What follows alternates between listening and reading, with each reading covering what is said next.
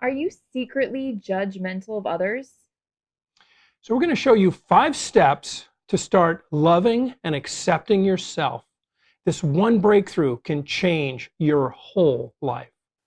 Hi, this is Just Be Well, the channel about whole life wellness. I'm Tom Salt, a medical doctor and functional medicine practitioner. I'm Elizabeth, a registered nurse and wellness coach here at Just Be Well. When we judge others and feel triggered by the things they say or do, we may actually be projecting ourselves onto them.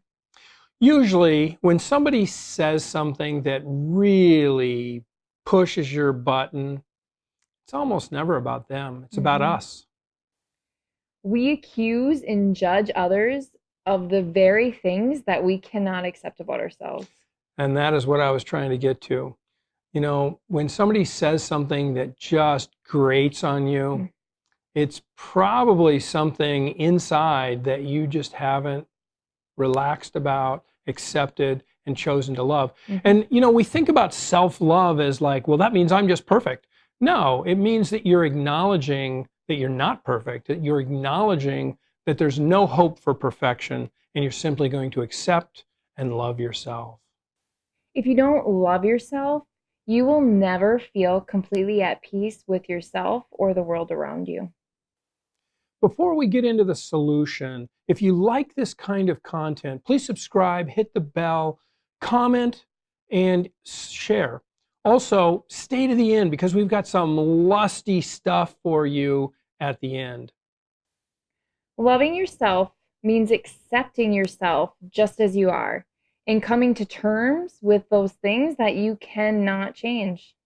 What we're really talking about is to have self-respect, a positive self-image, and unconditional self-acceptance. So the 5 steps to start loving and accepting yourself today starts with step 1, accept yourself. So accept yourself does not mean that you think you're perfect. It means that you accept yourself, warts and all. It means that when you lost your temper yesterday, it's just the way it is, it's who you are, and you're going to strive to do better next time. But you accept yourself. You accept yourself as a work in progress and worthy of love right where you are at. You accept those parts of you that you don't love. Right. And we work towards Loving loving them. them. And that brings us to step 2, which is choose to love yourself unconditionally. Choosing to love yourself unconditionally allows you to give yourself love and not to expect it from anything outside of yourself. Right, and that doesn't mean you're an island unto yourself. It simply means that until and unless you love yourself, you really are not love-able, which means you're not love-able. So the first step is, of course, accept yourself. The second step is figure out how to love yourself. And that really means have compassion for yourself. If you, again, have said something or done something that you're not proud of, have some compassion. You know, speak to yourself the way you would speak to your best friend in your most compassionate voice. You're not going to say to your best friend, you lousy sack of dung, but that's what we say to ourselves all day long. From the space of self-love, when you give love from that space, it just flows freely from you. Step 3, let go of expectations. That means accepting yourself and loving yourself from right where you're at. So right where you are, you know, don't let who you believe you should be beat up on who you actually are. Love who you actually are. Often our children do things that we don't like, but that doesn't diminish our love for them. Self-love is loving yourself and forgiving yourself for those things that aren't acceptable. Step 4, drop the judgments. When you judge yourself, it doesn't allow you to freely love yourself. Don't wait for yourself to change in order to be able to love yourself. Love yourself and then watch yourself change. You know, we said at the very beginning, if you're judging other people, it's probably an indication that you're judging something about yourself. So this is part of drop the judgment. Mm-hmm. And again, love yourself and watch the change happen. If you wait until you fully embrace and love yourself to change, it doesn't happen. Step 5, forgive yourself often. You'll need to find ways to forgive yourself so that you are free to love yourself. Forgiveness is a huge portion of all this. And in fact, we're doing a video on forgiveness all by itself. But in order to really accept others, we need to accept and forgive ourselves. So, really look at our judgments of others. And if we're really judging somebody on something, is there something in our past we haven't forgiven ourselves for? And don't forget that forgive doesn't mean to absolve someone else. It means the root of the word forgive means to untie. And it's really untying yourself from the destructive emotional energy that is binding you to some act or something in the past. So to forgive isn't about someone else, it's about yourself. It's about allowing yourself to become free of the harmful, negative, emotional attachments of the past. I believe it was Lily Tomlin who said, forgiveness means giving up all hope of a better past.